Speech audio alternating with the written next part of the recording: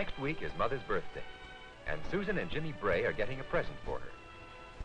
Do you really think she'll like it? I think she will, Jim. They've written a letter to a company in Milwaukee that sells through a mail-order catalog. Jimmy wants to be sure that he has addressed the envelope correctly. He's never addressed an envelope before.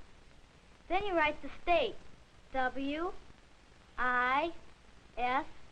period. There, how's that? That's fine. Let's see now. Name on the first line, number and street on the second, city, zone number, and state on the third. The zone number tells what neighborhood in Milwaukee the letter goes to. And in the upper left corner is the return address. There's no zone number here, since Evanston doesn't have zones. Yes, Jimmy has addressed the envelope correctly.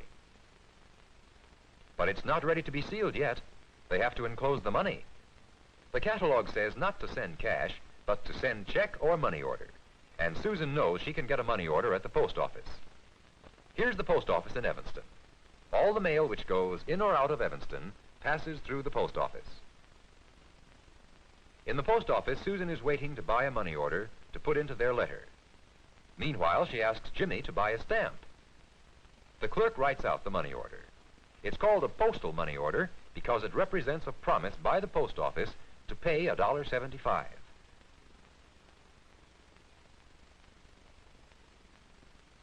Meanwhile, Jimmy is buying a stamp for the letter. The money the post office gets for stamps helps pay for the people who work in the post office and for other costs of sending the mail. The post office sells stamps of many different kinds and prices. The clerk tells Susan to write in the name of the company. When they receive it, the company can take it to any post office to get their money. Susan gives the clerk $1.75 plus 10 cents to pay for the money order. The post office is run by the Post Office Department of the United States government in Washington. Almost every town and city has a post office. Some like this one in Evanston, some bigger and some smaller, depending on the size of the town. The mail can go from any post office to any other in the country, and to foreign lands as well. Susan puts the money order into the letter, and it's ready to mail. The address is right, it has a return address, and it has a stamp. Jimmy wants to be the one to drop it into the slot. He's careful to put it into the right slot to help the post office do its work.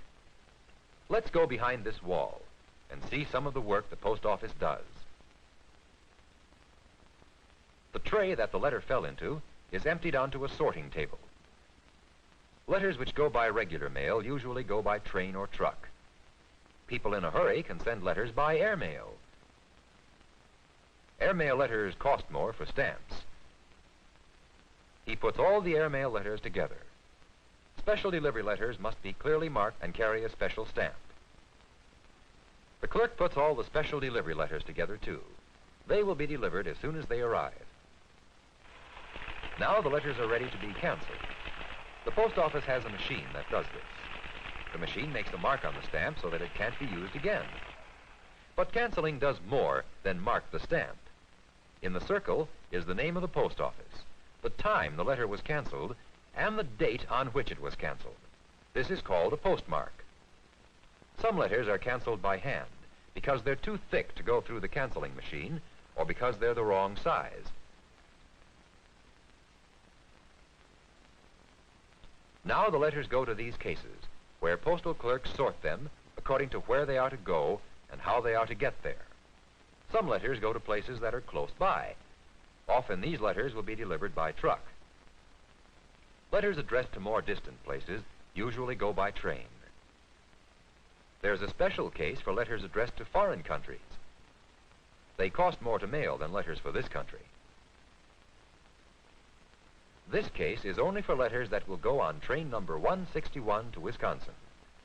This clerk knows the name of every town where the train stops in the right order. Jimmy's and Susan's letter goes into a slot for letters addressed to Milwaukee. As each slot fills up, a clerk takes out the letters to tie them into a bundle.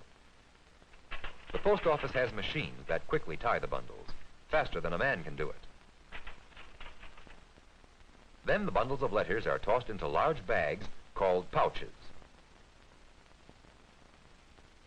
Each pouch will go to a different place.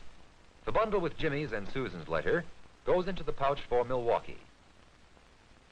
Packages in the mail are called parcel post. They are sorted much like letters. The workers take them from this moving table and toss them into the right hampers. Then the packages in each hamper are sorted into different mail sacks.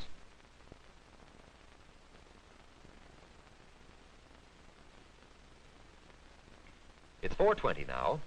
All the mail has been taken out of the racks. Train number 161 is due in Evanston soon. The pouches for train number 161 must be closed and locked. Every letter pouch is locked before it leaves the post office in order to keep the mail safe inside. Only postal clerks have the keys. The same key works all the locks. The pouches and sacks are taken from the post office by trucks to start on their trip. The post office has a schedule when different pouches are locked, according to the schedules of the trains, trucks, and airplanes they are to go on.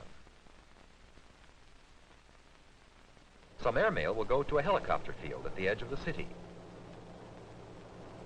The helicopter will carry the mail quickly to an airport, where mail can be put on large airplanes. Helicopters are used in some of the larger cities and their suburbs to speed up the mail service.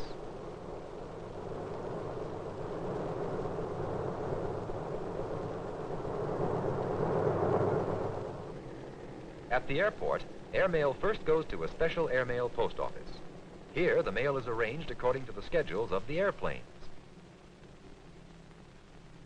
Then, the pouches and sacks of mail are loaded into airplanes, which take them quickly to the cities they are bound for.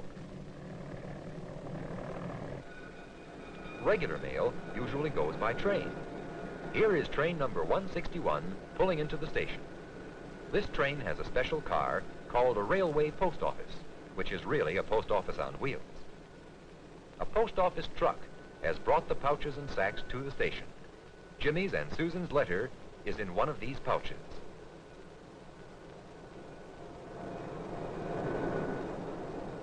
As the train rolls along, postal transportation clerks open pouches they have picked up from different city post offices along the railroad line.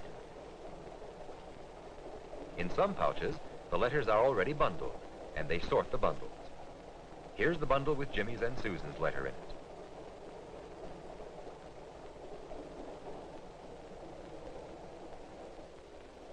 Some of the mail the clerks must sort into slots, just as the clerks in the city post office do. Every clerk carries a pistol to protect the mail, along with a key that opens the pouches. Stacked near the door are the pouches that are to be put off at the next station. And so, the postal transportation clerks keep working as the train rolls along. It's early in the morning, several days later. The mail carriers are coming to work at the Evanston post office. They must be ready to leave the post office by 8 o'clock to deliver the mail. They have a lot to do before then. They must sort the mail that has come in since yesterday. Each carrier arranges his letters in the order he will deliver them.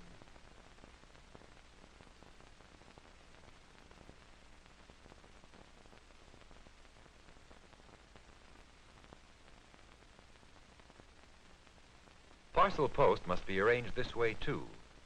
It is sorted on the same moving table. It will be delivered by truck.